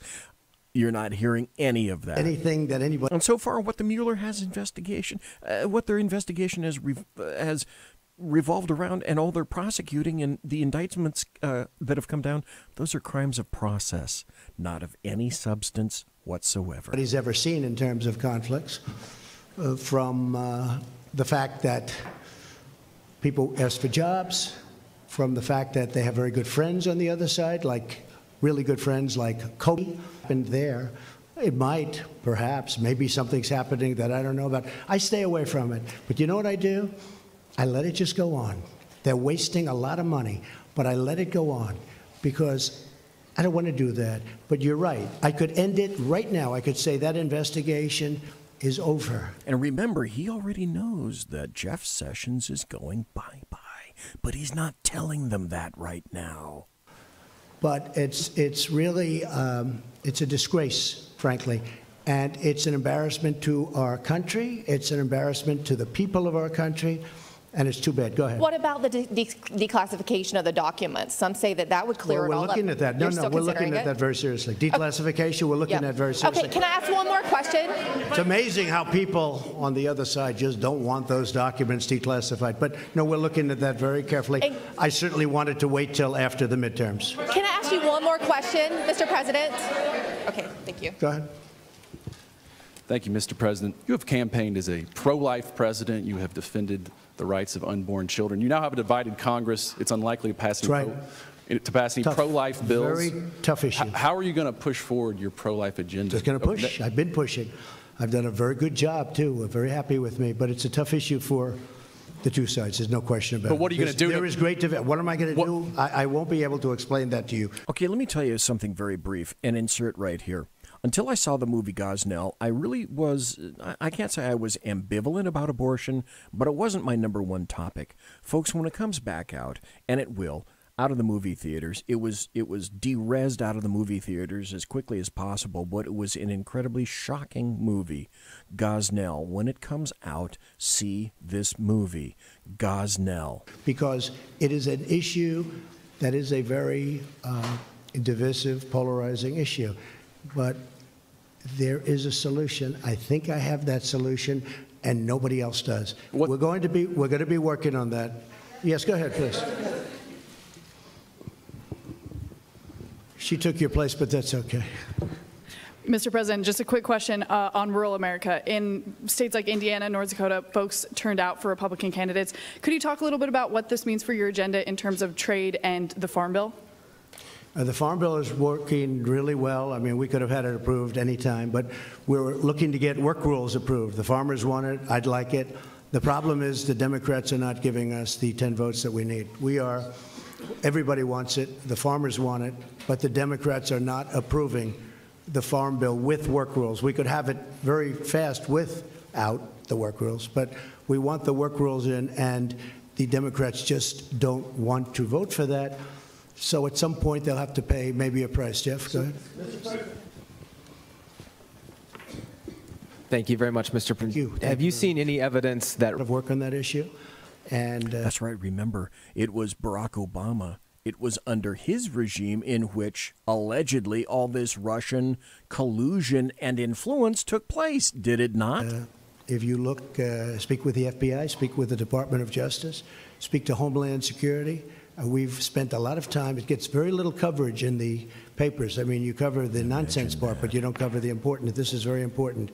And we have been working very hard on China and Russia and everybody else looking into our elections or meddling with our elections. But people tend not to write about it. But we have worked very hard, as you've probably heard. What do you intend to say, sir, to President Xi and to President Putin when you meet with them later this month? Well, I have a good relationship with both. I know President Xi better. but I think I have a very good relationship with both. I actually had a very good meeting in Russia that you people didn't agree with, but that's okay. It doesn't much matter, obviously, because You mean here I am. Helsinki? But the fact is that I had a very... See, now they're going to push Putin. Listen, they're going to push Putin and the collusion between Trump and Putin. very good meeting, a very, very good meeting with President Putin. And a lot was discussed about security, about Syria, about Ukraine, about the fact that President Obama allowed a very large part of Ukraine to be taken. And right now you have submarines off that particular parcel that we're talking about. That was President Putin who annexed Crimea. No, that was President Obama's regime. Right. That was during President Obama. Right? That was not during me. But that it was during, President No, that was Putin, sir, President who did the Obama. annexation. No. It was President Obama. It was President that allowed Obama, it to correct. happen. Had nothing to do with me. Okay, go ahead. Yeah, go ahead. Go ahead. Go ahead. You fucking dimwit. Thank you, Mr. President. Cordelia Lynch, Sky News. You're a man who likes to win, but last night was not an absolute victory. So you can take a big cup of shut the fuck up and sit down, Ms. Redcoat. The funny thing is that, yeah, it was a great victory if you were listening to the beginning of the show, but they're not there to tout anything about a victory of Trump. It's all adversarial, completely adversarial. Let's see, would you ask that question of Theresa May if you were back in the UK? And I don't think you would. Close to complete victory. When you look at it from the standpoint of negotiation, when you look at it from the standpoint of deal making, because it's all about deal making, again, if we had the majority and we had 1 or 2 or 3 votes to play with, we would have been at a standstill. I really believe that we have a chance to get along very well with the Democrats. And if that's the case, we can look. I won Georgia. President Obama campaigned very hard in Georgia. Oprah Winfrey campaigned very, very hard all over the television. I said, this is going to be tough. I only had me. I didn't have anybody else. And I went to Georgia. And he never will. We had one of the largest crowds that anybody here has seen ever at a political rally. And you know what? He won. And he won actually by, pretty good margin. He won. And then we went to Florida. And they had celebrities all over the place. And a man who happens to be a very smart person was running. And a lot of money was pouring in for the Democrat. This is a man who's been in office for like 44 years or something. This is a man who's like a professional at getting elected and being at office. So he's not, Bill Nelson, not easy to beat, okay? But they had a lot of celebrity coming out for Nelson. They had everybody coming out for Nelson. And Rick Scott won, and I helped him. And I think we've done an amazing job. And you could look at many other places. Well, this insert right now, that's a bone of contention. It's not absolutely etched in stone, but President Trump didn't know that at the time. You just take a look at some of the other places. And we just got the word that in Iowa, you have a governor who just got extended, who's Fanta Kim, just got extended, and numerous other places. I think it was a great victory. I'll be honest. I think it was a great victory. And actually, some of the news this morning was that it was, in fact, a great victory. But if you look at it from the standpoint of gridlock, I really believe there's going to be much less gridlock because of the way this is going than any other way. Quick follow-up on that. Wait, sit down, please. Go ahead. Sit down, Thank you, please. Mr. President. Let me ask you about one of the campaign promises you made down the stretch, which was a 10% tax cut for the middle class. Yeah. You just talked about gridlock. Democrats, they now run the House Ways and Means Committee. If it means a tax cut of some kind for the middle class, but that means raising rates elsewhere, corporations on the wealthiest, is that a trade-off that you would be willing to make and able to enact a middle class tax? You know that this will have to be now proposed, because if we did it now, we don't have the votes in the. What is happening there, and will you? It is, everybody has conflicts. They all have conflicts over there that are beyond anything that anybody's ever seen in terms of conflicts. Speaking of conflict, there's what I'm trying to do is I'm trying to go ahead to the one. This was almost a screaming match between, I can only conclude, a racist black female. And I'm going to listen to Trump continue, and I'm trying to run through the timeline of YouTube here to see if I can find that spot as we continue with President Trump's press conference on Wednesday. the day directly following the midterms. From the fact that people ask for jobs, from the fact that they have very good friends on the other side, like really good friends like Comey, who, by the way, go ahead, please. Mr. President, thank you very much. Two questions. One is, you had talked about leaders who had called to congratulate you. Did President Putin call to congratulate you? And will you, in fact, meet with him at lunch this coming weekend? Well, as I understand it, we're having, and I guess a lot of you are going over, we're having a lunch for numerous countries. I'll be there. I believe President Putin is going to be there. We don't have anything scheduled. I don't think we have anything scheduled in Paris. By the way, that's for Veterans Day coming up. And I'm coming back very quickly. I'm going over. This is a great event. This is an important, really, this is going to be a very important and I think a very beautiful ceremony. I'm looking forward to going, and we're representing the incredible heroes of the world, but the heroes of our country from World War I. And so I'll be going there, and I am very proud to go there. Did he call you? I don't think we have time set aside. Let me skip forward here. She's a very smart woman. She's done a very good job. She was really, I mean, she's had a very... Did she promise that they wouldn't seek to impeach you? She's had a very, we didn't talk about impeaching. We didn't talk, what do? Do you impeach somebody because he created the greatest economic success in the history of our country? Let's impeach him because the country is so successful. Let's impeach him. Has he done anything wrong? They asked somebody, has he done anything wrong? No, but let's impeach him anyway. And they also said, let's impeach Justice Kavanaugh. Let's impeach him. And now they have the second woman coming out, that the first, the second. And I hate to say this, but it was Let me public. go forward and see if I can find this now. What are you going to do about it, sir? What are you going to do about it? Go ahead. You cut off the funding. Mr. President, you've said... No, we have given funding for that, a lot of funding, but I do believe it's a problem. And can I tell you what? It's a problem that I don't like even a little bit. Go ahead. Aixa Diaz with Hearst Television. You've said, pretend I'm on the ballot yesterday. You called it a referendum on your presidency. Many local districts across the country rejected your midterm message, particularly suburban women. Let me see if I can find the this. sanctions. What I've done The show's is going to I wrap said, up here pretty we're not going soon. to do it that way. We're going to let some of the oil go out to these countries that really do need it, because I don't want to drive the oil prices up to $100 or $150 a barrel, which could happen very easily. It's a very fragile market, very, very fragile. I know it very well, and it's the absolute right decision. And they'll get tougher as time goes by, maybe, but I don't want to have any effect on the oil prices worldwide where I drive them up, because I consider that to be a tax, and I don't like taxes. We have a peace process between Israel and Palestine. Please. The peace process is over. Who? Oh, congratulations to John Tester. Congratulations. I'm sure you're very unhappy about that. Go ahead. Mr. Yes, President, please, go ahead. Can you address the... We'll take a couple of more and then we'll go. Can you address concerns in places like Georgia where people waited in line to vote for hours, where voting machines weren't working in certain districts, and You there think that's wasn't the power? reason that the candidate lost? Well, there are concerns being raised that it wasn't. I wasn't well, involved access in to- Georgia. I know, but other as than I president- love the state. I Yes, do but love as the state. president of the United States, are you concerned about the access that people are having to voting?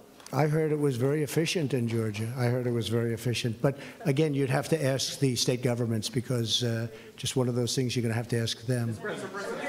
Yeah.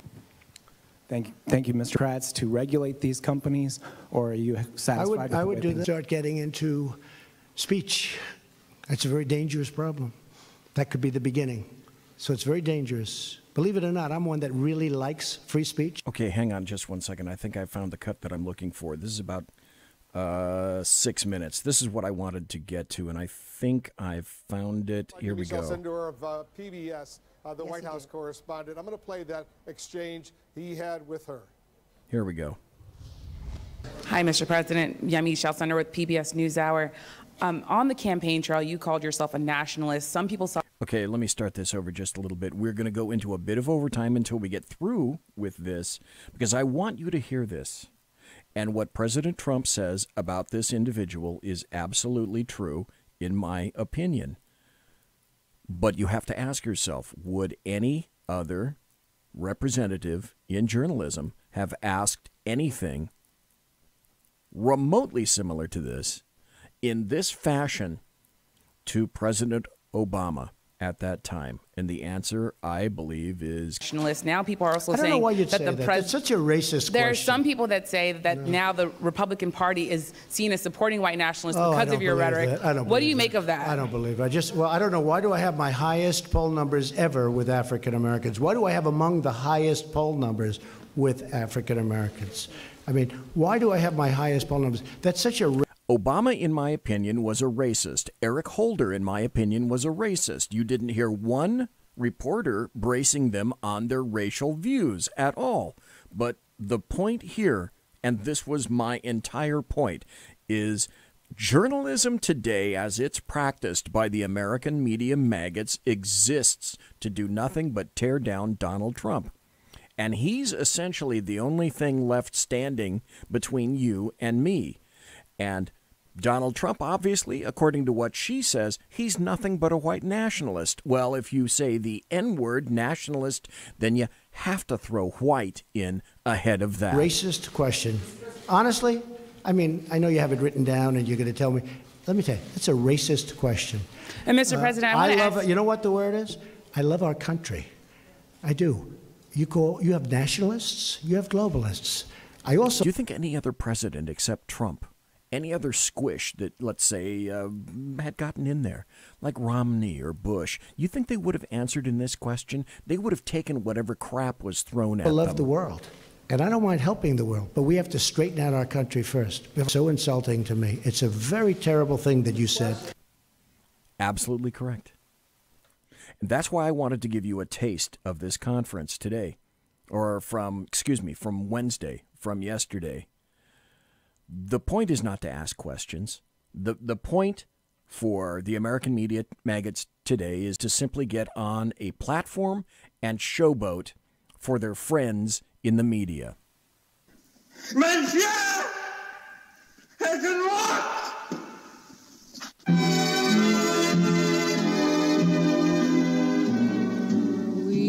Ladies and gentlemen, boys and girls, children of all ages, thanks for listening to the Bloviating Zeppelin's Berserk Bobcat Saloon radio show live and direct right here on the SHR Media Network. If you want to contact me, you can find me on Twitter at BZEP, at BZEP, or my blog at bloviatingzeppelin.net. Promotional. By the way, thought I should tell you that my tiaras are in fact by My Little Pony. Thanks to my personal KC-135 Kettle One refueling team, with whom I will definitely be consorting in less than an hour. Thank you for listening so kindly tonight. Thanks for listening live. Thanks for being in chat. Thanks for listening later on in podcast. I get a ton of hits in podcast. I appreciate each and every one of my listeners. Thank you ever again for taking the time out in your busy day. Have a great weekend. Let's do it all again next Tuesday night. God bless. Take care. Be safe.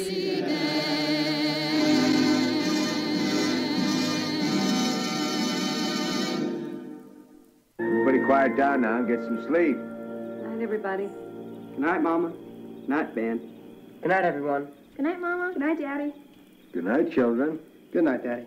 Good night, Elizabeth. Good night, John Boy. Good night, Jim Bob. Good night, Jim Bob. Good night, Jim Bob. What's going on? I was asleep. What's everybody doing?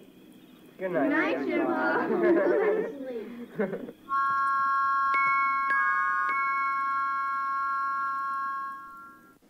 Good night, and good luck.